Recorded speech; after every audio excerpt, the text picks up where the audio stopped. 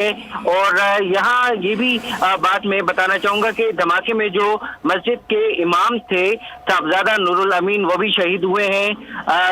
28 नमाजी बकौल commissioner Peshawar division रियाज महसूद के वो इस अफसोसनाक वाक़े में शहीद हो चुके हैं और 65 से ज्यादा जख्मी हैं। ठीक है, तो नुमान, इमाम साहब भी आपने बताया कि शहीद हो गए। जो दीगर अफराद इस वक्त जख्मी हालत में मौजूद हैं, उनकी हालत से मुतालिक क्या बताया जा रहा है?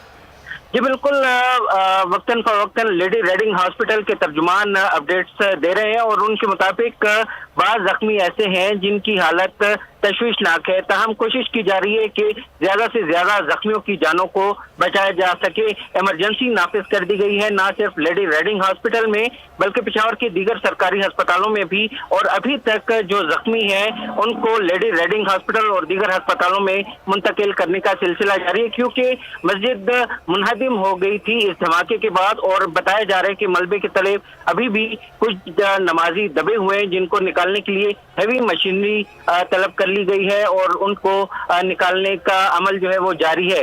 तो इस अफसोसनाक वाक़ये में खदशा जाहिर किया जा रहा है कि मजीद अफराद भी शहीद हो सकते हैं। ठीक है नुमान, आपसे मजीद भी जानते रहेंगे, आप साथ ही रहिएगा। इस वक्त हम तस्वीर भी दिखा रहे हैं जो कि धमाके में इमाम मस्जिद साहबजादा नूरुल अमीन भी शहीद हो गए, जो कि इमामत कर रहे थे, नमाज पढ़ा रहे थे और इनके साथ साथ दीगर नमाजी भी इसमें शहीद हो गए हैं। 28 नमाजी अब तक इस अफसोसनाक वाक़े में शहीद हो चुके हैं, जबकि 65 अफराद ज़ख्मी हैं और ज़ख्मियों में से कुछ की हालत अभी भी तशवीशनाक है। और जो मलबा इस वक्त मौजूद है जाए वक़ुआ पर, उसको हटाने की कोशिश की जा रही है और इम्कान इस बात का भी जाहिर किया जा रहा है कि उसमें भी कुछ लोग दबे हो सकते हैं। ज़ख्मियों को अभी भी अस्पताल पहुंचाया जा रहा है। लेडी रीडिंग और दीगर तमाम अस्पतालों में इमरजेंसी नाफिज की जा चुकी है, खून की एहतियात की अपील की जा चुकी है। लोगों से अपील की गई है कि लोग लेडी रीडिंग अस्पताल पहुंचें, खून की एहतियात दें ताकि इन तमाम ज़ख्मियों की इमदाद की जा सके और इनकी जानों को बचाने की कोशिशें तेज़ की जा सकें। 65 अफराद अभी भी ज़ख्मी हालत में लेडी रीडिंग अस्पताल में मौजूद हैं। जी हाँ, जबकि शौदा की तादाद बढ़ते हुए अब 28 हो गई है।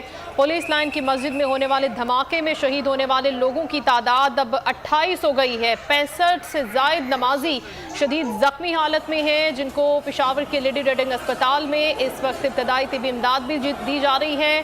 डॉक्टर्स, पैरामेडिकल स्टाफ उनकी जानें बचाने की कोशिश कर रहा है और इसके साथ साथ तर्जुमान लेडी रेडिंग अस्पताल की जानिब से ये अपील भी की गई थी कि खून के एहतियात शहरियों की जानिब से ज़्यादा यहाँ पर आकर दिए जाएँ ताकि उनके भाइयों की जान बचाने में मदद मिल सके।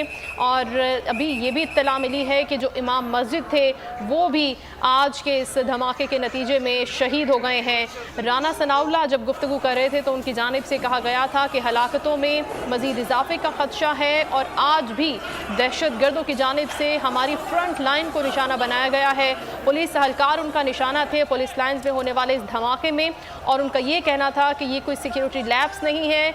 ऐसे धमाकों के हवाले से पहले से थ्रेट्स मौजूद थे, थ्रेट अलर्ट्स मौजूद थे और खुदा न खास्ता दुश्मन दहशतगर्द ऐसी मज़मूम कार्रवाइयाँ कर सकते हैं। उनका ये कहना था कि ऐसी हसास मालूमात आपके साथ शेयर नहीं की जा सकती, लेकिन